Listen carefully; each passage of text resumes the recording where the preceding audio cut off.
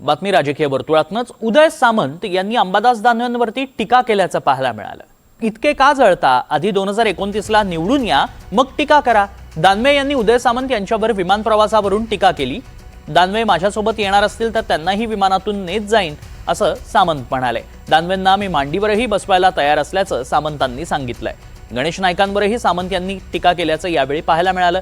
एनडीएमध्ये शिवसेना तिसऱ्या क्रमांकाचा पक्ष आहे। शिंदेंवर टीका करणाऱ्यांच्या अनेक नातेवाईकांचा पराभव झाला असं सांगायला सामंत विसरले नाहीत। एकनाथ शिंदे किंवा श्रीकांत शिंदे यांनी कधीच पराभव बघितलेला नाही असंही सामंत म्हणाले। ते माझ्या विमानात बसणार असतील त्यांना पण घेतो ना विमानात। एवढी जलसी कशाला असली पाहिजे? बरोबर आहे की नाही? एवढी जलसी असू नये। अंबादास दानवेंना माझ्या विमानात बसायचं असेल, मी फिरणाऱ्या हेलिकॉप्टरमध्ये बसायचं असेल किंवा माझ्या मांडीवर येऊन बसायचं असेल तरी सुद्धा मी त्यांना घेईन ना। पण एवढी जलसी काय? राजकारणात एवढी जलसी आणि एवढी चिडचिड करून चालत नाही।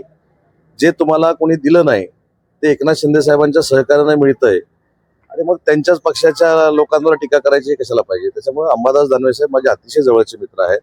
त्यांना खरोखरच माझ्या या फिरण्याचा त्रास होत नसेल तर त्यांनी माझ्यावर येऊन बसावं। आणि मी हेलिकॉप्टरमधनं फिरतो, मी विमानातनं फिरतो, याच्यापेक्षा तुम्ही काय करता हे देखील सांगितलं पाहिजे ना। बरोबर आहे की नाही?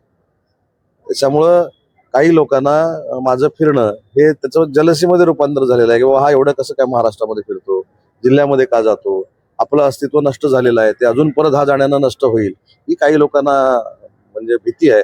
आणि जे काही लोक माझ्यावर टीका करतात ना त्यांनी पहिलं 2029ला त्यांचे मतदारसंघ सांभाळावे। त्या मतदारसंघातनं पहिले त्यांनी निवडून येऊन दाखवावं आणि मग माझ्यावर टीका करावी। आता जी काही साहेबांवर टीका करतात त्यांच्या अनेक नातेवाईकांनी निवडणुकीचा प्रयत्न केल्यानंतर त्यांचा पराभव देखील झालेला आहे।